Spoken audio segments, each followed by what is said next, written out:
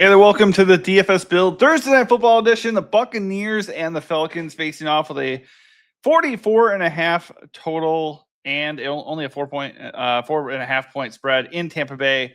This is a really interesting game, solid Thursday Night Football game for sure, and certainly a chance for us to make some money. We've been doing pretty good with showdown picks overall the last few weeks and on the year, so hopefully we can keep that rolling. If I do anything here that helps you out, hit that like button, subscribe to the channel, and come get more free advice over in Discord. If you want premium plays for Week 15 in the NFL for the main slate or NBA DFS core plays, you can hit up our site, dfsbuild.com. Just $5.99 a month for everything that we do on a premium level over there. But let's get into it. This is a pretty fun game.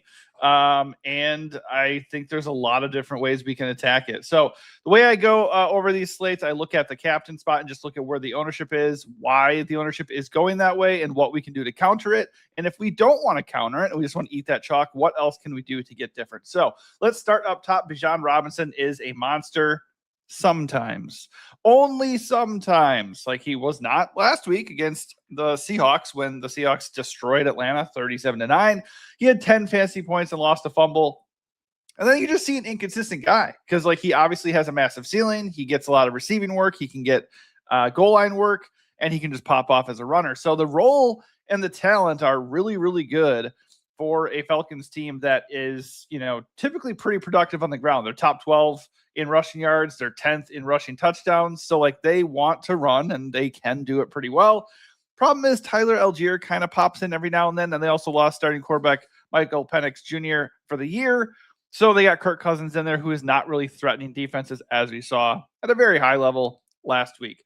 That said, like I got nothing really bad to say about Bijan, but if he's going to be this owned, which, if you can see here, RotoGrinders early ownership projections have him at 35%. I don't buy that, but I just think that is indicative that he is the top captain play of the slate.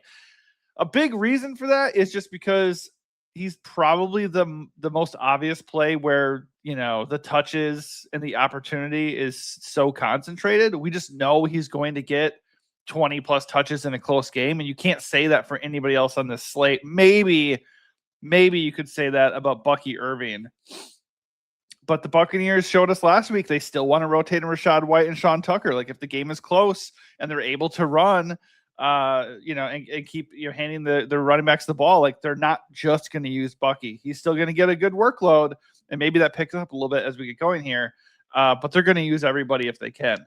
That said, should we play 35% own Bijan and the captain? I think you certainly can. You just have to work to get different. That is just eating a lot of chalk. Look, if we knew for a fact Bijan was going to be 35% owned, I would not play Bijan in the captain. A couple of reasons, obviously. Number one, Algier has proven he can cut into his touchdown equity. And then also the Falcons offense as a whole is not very reliable. 9 points last week is pretty brutal. Atlanta's not favored in this game, so he could be facing a negative game script. That could allow him to get catches. He could still get there on touchdowns and overall volume, but there is a certain level of, fragility here for a guy who's going to be monster chalk in the captain. So right away, I am pretty eager to move away from him to a certain extent. Will I have Bijan in like all my lineups? So he's either in captain or in the flex? Pretty much, yeah.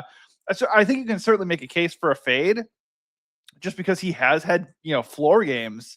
I mean, 10, 14, 10, 6. Like there are games because of losing those important touches and because Atlanta is not very good that he can just bottom out. Doesn't mean you have to necessarily go and like stock up on Tyler Algier in those situations, but like you could certainly make a case for Bucky Irving captain, Baker and a Bucks guy. And then like Atlanta just doesn't do anything. And you just have like a cheap Atlanta pass catcher and maybe the Buccaneers defense or something like that. It seems like a very logical build in a setting where Buccaneers are favored by almost 5 points at home. That said, probably not going to fade Bijan Robinson. I would just be underweight in captain and play him a lot in the flex. Great captain play though. That's why he's getting ownership.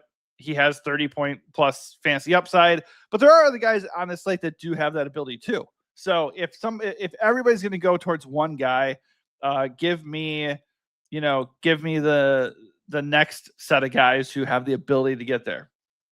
One of them is going to be Baker, honestly. Baker Mayfield, though, I don't love that he's coming in as the second most owned guy, but like right away, I don't think the ownership sticks like this, like exactly like this.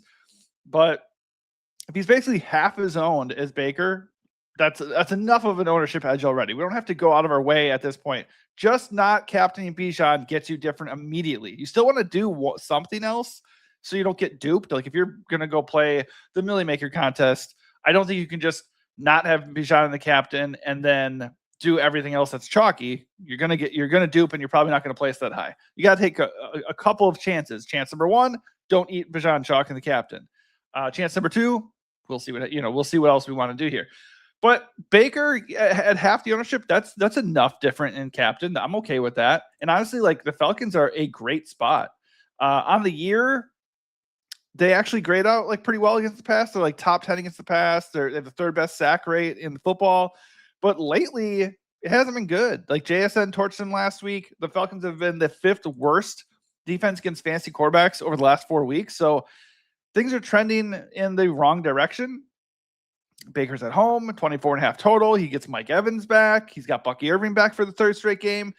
Baker is not like fully healthy. We know that. He's always kind of banged up. We kind of saw that, recently, like 5-14. Like the floor is pretty bad for Baker. Like we're talking about a Bijan inconsistency and like his floor. Baker's floor is pretty low. But this is like the exact type of spot at home on a short week in a pretty good situation where we should feel comfortable with targeting Baker in the Buccaneers passing game and hoping that it kind of bounces back. And also, by the way, haven't even touched on the fact, like Narrative Street, they are 7-6, tied at the top of the NFC South with two massive showdowns with Carolina coming up down the stretch. They just lost to the Saints last week. They can't keep losing games like this. The Buccaneers have to win, and they should be able to do whatever they want in this matchup. So Baker looks great.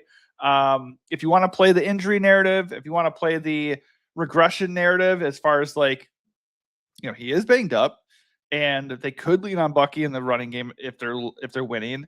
And he just has not been very productive lately, probably because he's been, hurt. You can certainly lean into that and be underweight on Baker as well, but I do like him a lot in this game. Kyle Pitts, I don't buy this ownership at all. Just because he's banged up and it's Kyle Pitts, man. It's really tough to trust. On the year, Buccaneers have not been great against tight ends. Lately, last 4 weeks, they are bottom 10. So it is actually a pretty good spot. By the way, historically, Kyle Pitts kind of wrecks against the Buccaneers. I don't have the game logs in front of me, but I'm telling you, historically, I don't know what it is about this matchup, but he loves the Buccaneers. The nice thing is he's actually being targeted. 18 targets by Captain Kirk the last 2 weeks. 15 plus fantasy points in both those games. We know he's an athletic, big target who's explosive. If he actually gets fed, Kyle Pitts can crush. And in particular in this matchup. So I like the play. He is questionable. So we'll still have to keep an eye on the status. And then we're looking at really dumpster diving with the Falcons receivers. And because no Drake London, by the way, too.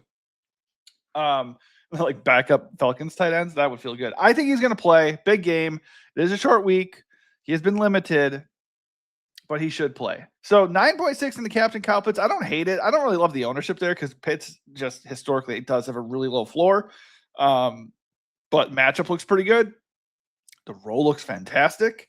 And he's not egregiously priced, not even remotely so, for a guy with all those green flags. Like we're checking off good boxes here.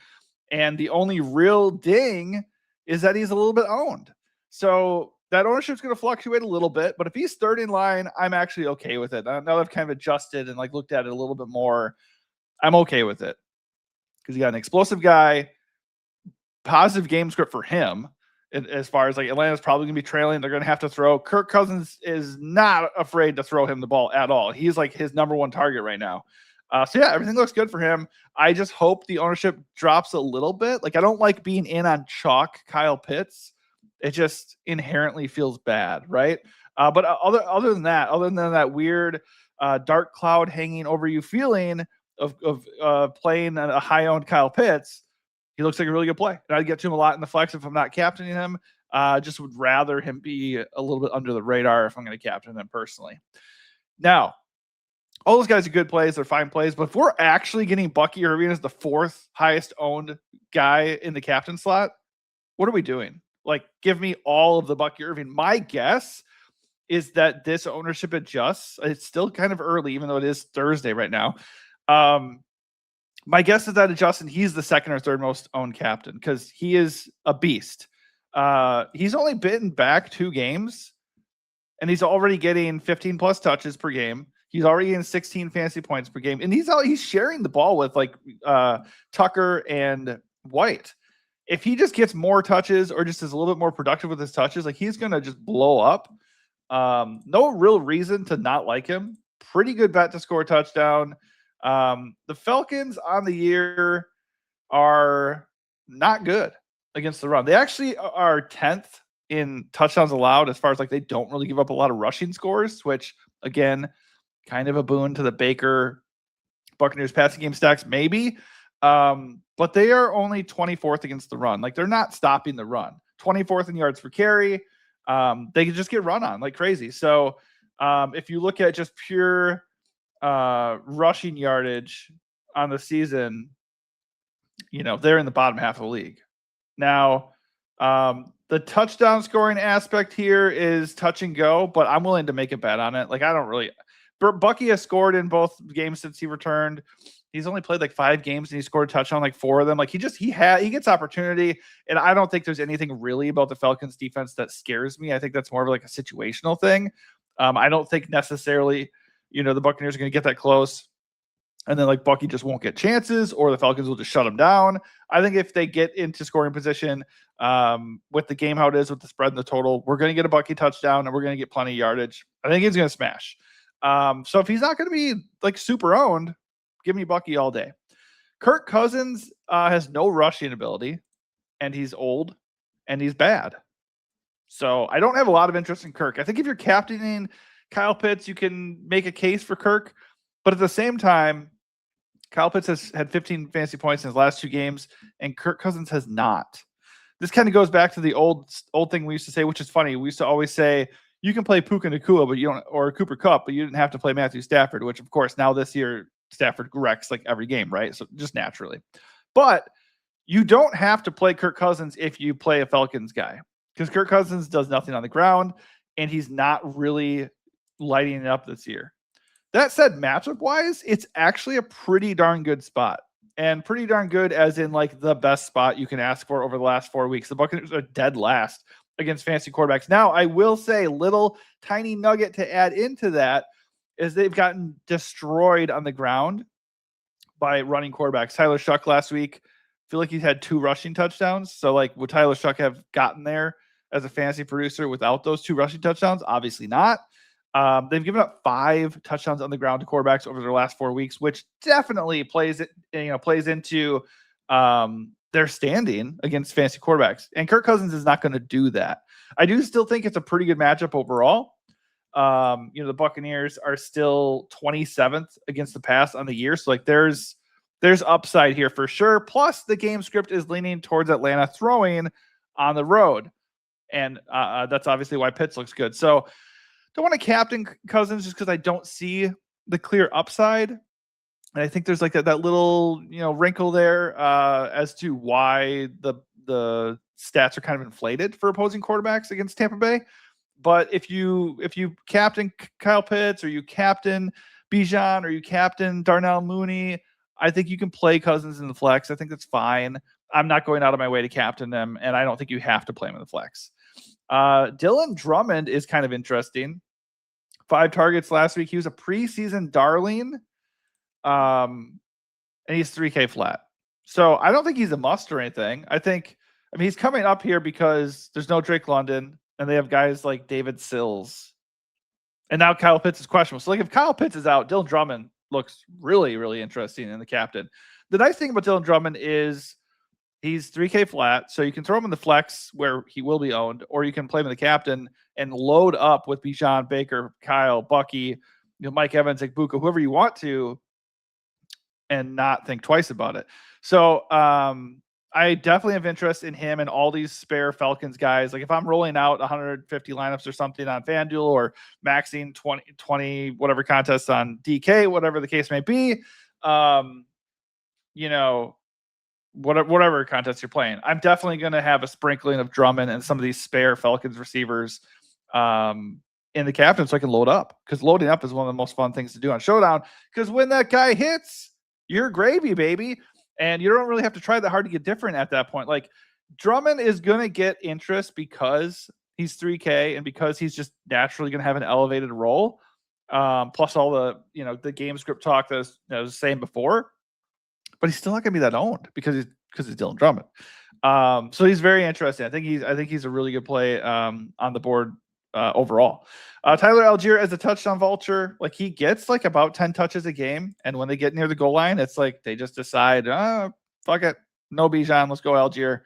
So you can definitely play that. I don't think I would pair him and Bijan, especially since they're not favored to win. The production's been very inconsistent. So I think Algier is an interesting Bijan leverage play, not really the best captain play. I think if you're captaining Algier, you're banking on the Falcons running away with the game and like controlling it completely, or you're banking on a Bijan injury. I think those are pretty low likelihood outcomes to target. So I don't really want to captain Algier. You can go in the kickers. It's a Thursday night football game. You got Zane Gonzalez, McLaughlin here. Don't have a problem with it. Obviously, I would side with the Tampa Bay Buccaneers kicker, just because we're looking at. Well, I had it organized by ownership, but yeah. But he's in the better offense. He's favored. He's probably gonna get more opportunities. I would imagine Zane Gonzalez, he'll stall out a little bit more. Falcons offense will stall out. He's cheaper by $600. Projections aren't that far off. I'm not captaining these guys, but in the name of Brandon Aubrey, and look at that Monday Night Football game, Cameron Dicker and Jake Elliott, like these guys were just kicking left and right. So like that happens. Like kickers get super involved because offenses stall out, and it happens. So you got to keep them in your player pool. Don't think I'd captain them, but they're certainly in play. We've missed a bunch of guys because I had it organized by ownership, but we can touch on them real quick. Egbuka, Godwin, and Evans are kind of all lumped in the same spot, which makes them awesome captain plays. Makes them risky because Mike Evans should be back from a broken clavicle / collarbone. If you don't know what clavicle is, then Chris Godwin's getting more involved as well. So I think you can absolutely make an argument for any of these guys. I think the highest upside guy is obviously going to be Egbuka. I think the return of Mike Evans is a boon for him, just as far as like him getting a little bit a little bit freer down the field. I think that could be interesting. Mike Evans is interesting too, just because he's a red zone threat and he does have a ceiling when he's healthy. I would imagine he'd be a little bit limited here. I think we can look at Jaden Reed's return this past week with the Packers as a mild indicator of what we can expect, playing maybe 15, 20 snaps. And given his size and propensity to score touchdowns, I remember there's a time when the Saints got Jimmy Graham back from an injury, and I think it was a lower body injury, so it's kind of different, but they decided to only use him within the 20-yard line. So they were just using him to get closer to the end zone or in the end zone. And I think something like that with Evans wouldn't be that shocking. If we hear that there's no limitations, I'm even more interested in Mike Evans. But even so, because he's coming off an injury, because he's missed so much time, because he could be limited, nobody's really going to want to play him. So captaining Mike Evans is certainly in play. I just like all three of the Buccaneers receivers, and they're coming in at 0 ownership. So definitely have a ton of interest in getting exposure to those guys, going way over in the captain in particular, and then pairing them with Baker and then grabbing a Buccaneers running back most likely. Mooney looks really good too. Like if we're interested in Drummond and Pitts, we should have interest in Mooney. The downfield plays just have not been there with Captain Kirk. But they certainly could arrive against the Buccaneers. You just never know. 10K for a guy who's not like super involved and is very reliant on the deep ball doesn't feel great, but he's not going to be owned. So if Kirk can hit with Mooney on one big play in this game in a positive matchup where they're probably going to have to throw a good deal, then he could absolutely smash. And I think as just natural leverage on the Bijan and in particular the Pitts ownership from Atlanta's passing game, I think he's really, really interesting And he has a ceiling to him. Like, we know he can pop off. So we can definitely bet on that we don't have to go very hard. If he's 1% owned in the captain, we don't have to go that aggressively to take advantage of that. Or a touchdown to Algier. David Sills scored 2 touchdowns in the last 3 games. He has 3+ targets in 3 straight games, did nothing last week. I think he's an okay shot. And you can play him in the flex because he's cheap. He's okay value leverage on Dylan Drummond. I think Dylan Drummond just looks like the better play at this point, though. Rachaad White, he was involved last week, 13 total touches.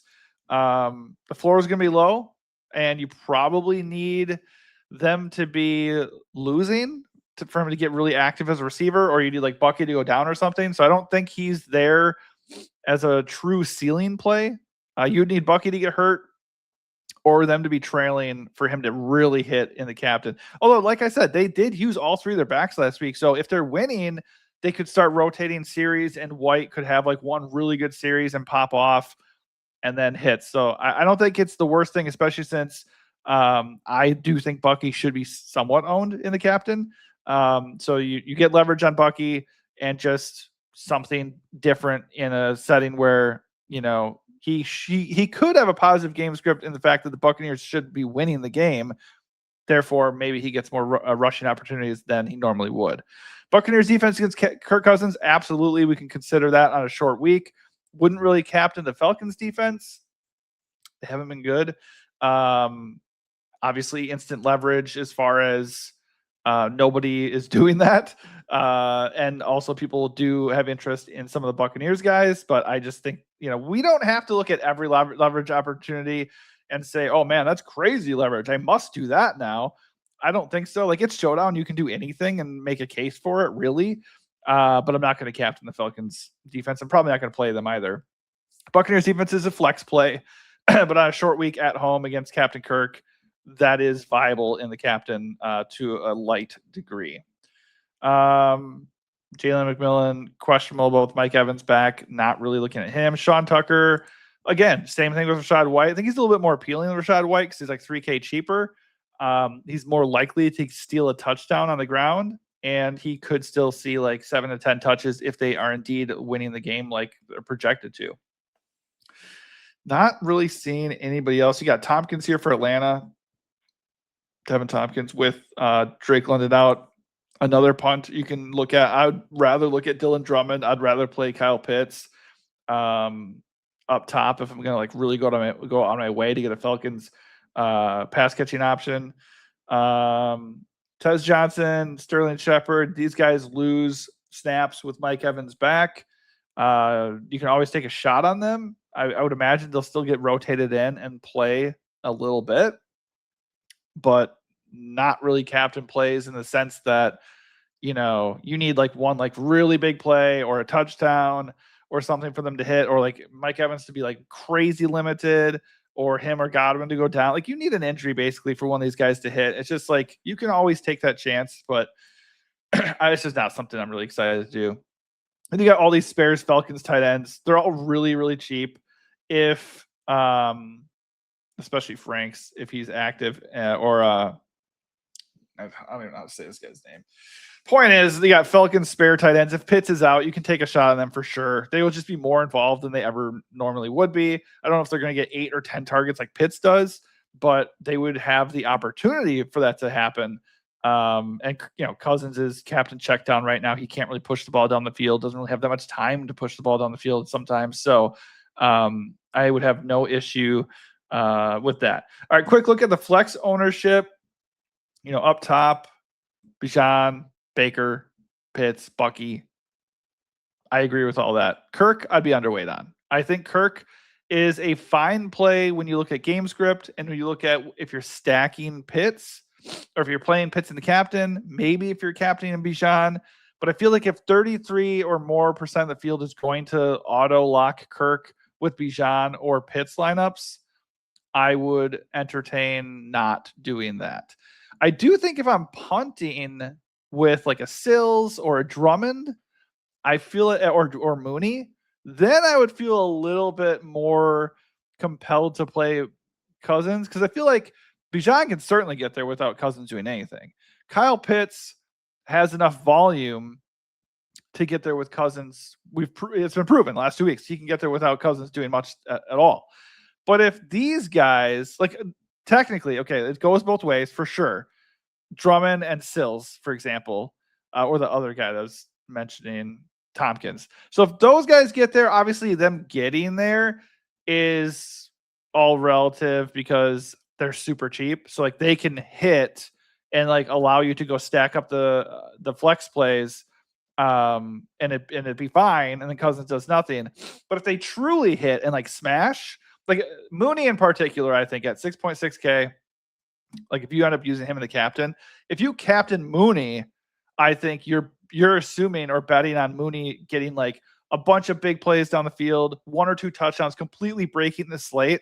If that were to happen, Cousins would be a huge factor in that, and he would be pushing for like 20 plus fantasy points most likely.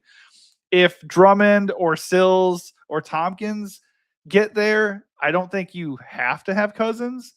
But if any of those guys are going to go off, then obviously Cousins would be a clear benefactor. That said, I think there are a lot of paths for some of these guys to hit and like correlate well with your lineup, and Cousins not really be totally necessary. I see him as a guy who's probably like a 15-point fantasy point guy max, and I don't think you have to do that if that's the case. I'd be totally fine with going underweight on Sills in the flex. Sills and Drummond, I think, would be interesting guys to go away from in the flex to get different, or like, not play them together, or instead of Sills, come down and play Tompkins, who's like not even owned down here, or Mooney is more expensive. So instead of the Falcons punts, go find a Buccaneers punt and go way over on Mooney in the flex, something like that. So you're getting different and not eating like this really bad. Like Sills had 0 points last week and he's 30% in the flex. That's pretty crazy. Or go down and like, instead of doing those punts who are already pretty unstable, go get a backup Falcons tight end, even if Pitts is active, and just hope that they get more involved because of the lack of reliable receivers, or maybe Pitts is limited or he gets hurt. Take a chance on that. It just is like, why are we eating, shaky chalk? I'd go way over on Agbuka. I'd go way over on Mike Evans. I'd go way over on Godwin. Like, you have to find a creative way to get there. But I'm not eating all this. Look at this shit chalk. Tyler Algier, 30% Tyler Algier. I think in a vacuum, those guys are really cheap, solid plays in the flex that allow you to do kind of whatever you want. But I don't think we have to play any one of those individual options at that ownership. I would be very interested in getting creative in my structure if this is actually what the ownership looks like. Like Sean Tucker, 4% ownership compared to, Tyler Algier at 30.